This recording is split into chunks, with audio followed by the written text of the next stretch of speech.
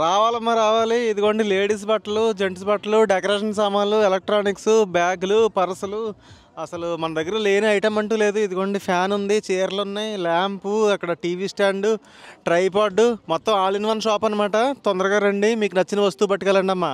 ముఖ్యమైన గమనిక ఏంటంటే మీరు వచ్చేటప్పుడు చిల్లర తెచ్చుకోండి, నా దగ్గర చిల్లర లేదు. చూస్తున్నారు కదండి, ఇదే అనమాట మా సెకండ్ హ్యాండ్ షాప్.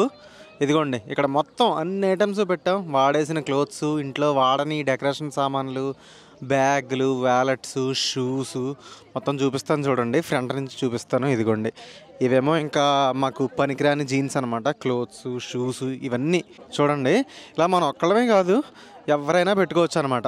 ఇదిగోండి మొత్తం మనకి ఇక్కడ ఏంటంటే ఫ్రెంచ్ గవర్నమెంట్ దీన్ని బ్రొకాంత్ అంటదండి. అంటే సెకండ్ హ్యాండ్ సామాన్లు మనం వాడుకొనివి ఇలా తెచ్చుకుని అమ్ముకోవచ్చు అనమాట. ఇది ఇయర్లీ వన్సే ఉంటుంది. యూజువల్గా సమ్మర్లో పెడతారనమాట ఇది. సో ఇదంతా కూడా యాక్చువల్లీ ఒక రైల్వే స్టేషన్ పార్కింగ్ అనమాట అండి. ఆ రైల్వే స్టేషన్ పార్కింగ్లో ఇదంతా కండక్ట్ చేస్తున్నారు అనమాట. చూడండి ఎంత పెద్దగా ఉందో. సో ఇదిగోండి నా దగ్గర ఇప్పుడు రోజా ఉంది. సో ఇక్కడ మనం 2 ప్లేసెస్ తీసుకుని ఈరోజు ఒక టెంట్ వేసాం కదా, అది ఫ్రీగా ఇవ్వచ్చా లేదంటే ఏమైనా డబ్బులు కట్టాలా అని రోజాని అడుగుదాం. చెప్పు రోజా. ఫ్రీ అయితే కాదు, మనం మన ప్లేస్ని మనం తీసుకోవాలి, కొనుక్కోవాలి. ఎవరి దగ్గర నుంచి? మేరీ అంటే అడ్మినిస్ట్రేషన్ ఆఫీస్. అదే మన ఊర్లో మున్సిపల్ ఆఫీస్ ఉంటుంది కదండి, అలాగే ఇక్కడ ప్రతి ఊరికి ఒక మేరీ ఉంటుంది అనమాట. ఆ విలేజ్కి సంబంధించిన యాక్టివిటీస్ అన్నీ ఆ ఆఫీస్ చూస్తూ ఉంటుంది. సో వాళ్ళ దగ్గర మనం రిజిస్ట్రేషన్ చేసుకోవాలి. ఇదిగో మన ప్లేస్లు 110 and 111, 110, 111 ప్లేసులు చూడండి. ఇక్కడ ప్లేసెస్ ఉన్నాయి. ఇక్కడ 200, 201 అలా ప్లేసెస్ ఉన్నాయి కదా. సో అలాగే మనకి వేళ వచ్చిన ప్లేసులు 110, 111. అవును, 110, 111. ఒక్కొక్క ప్లేస్కి €10. అంటే మనం ఈ ఊర్లో ఉంటున్నాం కాబట్టి ఈ ఊర్లో ఉన్న వాళ్ళకి €10. వేరే ఊరు నుంచి ఇక్కడికి వచ్చి స్టాండ్ పెట్టాలంటే €12. మనకి €10. సో 2 ప్లేసులు తీసుకున్నాం కాబట్టి €20. సో ఈ రోజు మనం ఖర్చు పెట్టింది €20. $1800 గవర్నమెంట్కి ఇస్తే మనకి 2 ప్లేసెస్ ఇచ్చారనమాట. అదిగో చూడండి అక్కడ చూసారా, రోజా నిలబడి ఉంది, సుమా నిలబడి ఉంది. వచ్చిన కస్టమర్స్ ఉంటారు కదా, వాళ్ళు అడుగుతారు అనమాట వాళ్ళకి ఏం కావాలో మనం చెప్పొచ్చు. ఇది €1, €2, €3. ఫర్ ఎగ్జాంపుల్ మనకి మంచి కండిషన్లో ఉన్న షూ అనుకోండి €10 కూడా చెప్పుకోవచ్చు. రోజా ఏమేమి సేల్ అయినా ఈవేళ చెప్తావా? ఏమేంటంటే బ్లాంకెట్, మా దగ్గర ఒక పెద్ద రగ్గు ఉండేదండి. దాన్ని 2-3 ఇయర్స్ యూజ్ చేసాం. యూజ్ చేసిన తర్వాత మామూలుగా అయితే ఇండియాలో పడేస్తాం దాన్ని. సో బట్ అయితే దీన్ని వేళ ₹500కి అమ్మాం అనమాట. ఇండియన్ జ్యువెలరీ అమ్మాము ఇద్దరు. ఏం లేదు, ఇండియా నుంచి జ్యువెలరీ ఇండియాలో నా 200-300కే 200-300. ఇక్కడ సేమ్ ప్రైస్. వీళ్ళకి ఇండియన్ జ్యువెలరీ ఇష్టమని సరదాగా ఏదో మేము ఆల్రెడీ 1 time 2 times యూజ్ చేసుకున్నాయి, వాళ్ళకి అమ్మేస్తున్నాం అంతే. సో వీళ్ళిద్దరూ చూస్తున్నారు కదండి. ఇదిగోండి మొత్తం మా కౌంటర్ దగ్గరికి వచ్చే జనాల్లో సగం మంది వీళ్ళ దగ్గరికి వెళ్ళిపోతున్నారు. ఎందుకంటే వీళ్ళ దగ్గర చిన్నపిల్లలకు కావాల్సిన కార్డులు ఏవో ఉన్నాయి. ఎన్ని పోకెమాన్ కార్డ్స్ అమ్మావు పొద్దున్నుంచి? 20 కార్డ్స్కి ఎంత వచ్చింది? €100. 9,000 వచ్చినాయి. 9,000 నీకు ప్రాఫిటేనా? బాగా. సూపర్. ఎందుకంత వాల్యూ పెరుగుతుంది? అప్పుడెప్పుడో €7 పెట్టుకుంటే ఇప్పుడు €40 ఎందుకు అవుతుంది ఇది వాల్యూ? ఇది ఒక రకమైన గేమ్ టైప్. ఇది ఓల్డ్ వెర్షన్లో కార్డ్కి ఒక పవర్ ఉంటుంది, ఆ స్కోర్ని బట్టి ఆడేవాళ్ళు ఒక టైంలో. ఇప్పుడు ఏమైందంటే ఇప్పుడు గేమ్ మానేసి కలెక్ట్ చేస్తున్నారు కార్డ్స్. సో ఏమైందంటే ఇప్పుడు ఎంత ఓల్డ్ అయితే అంత ప్రైస్ వాల్యూ పెరుగుతుంది అనమాట. 1980 కార్డ్స్ ఆల్మోస్ట్ ఒక €10,000, €20,000 కూడా అమ్మచ్చు. వైన్ టైప్ ఇది. ఎంత ఓల్డ్ అయితే అంత ప్రైస్ వాల్యూ పెరుగుతుంది అనమాట. సో అదండి 10 years back 7 years back collect చేసినవి ఇప్పుడు అమ్ముతున్నాడు కాబట్టి బాగుంది. పిల్లలు చాలా ఇంట్రెస్ట్గా వచ్చి కొనుక్కుంటున్నారు. బావ నువ్వేమో? ఏం అమ్మలేదు బాగా, జస్ట్ సపోర్ట్. డ్రోన్ €10 అమ్మాం బా. పాతకాలం డ్రోన్ అనమాట.